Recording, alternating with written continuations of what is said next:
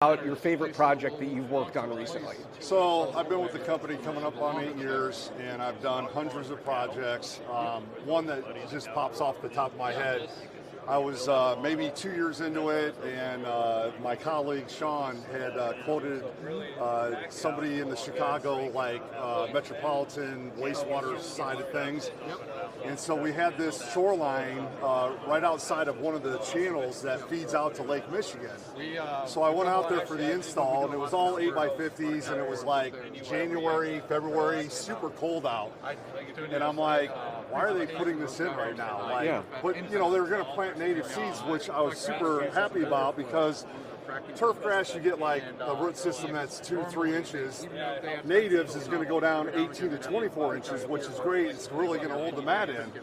And I thought, what are they doing putting this in? This, you know, sounds like the wrong time of year, right? Yeah. So I later found out that when it comes to natives, that it's actually, that's the best time of the year to put them in, is when it's dormant, January, February, March. So they laid their native seed down, they laid the Flexamat down, and I thought, I went back a year later and it looked pretty good, and then a year after that I went back and we had a stand of vegetation that was 2 or 3 foot tall. It was all covered, you couldn't see the block at all.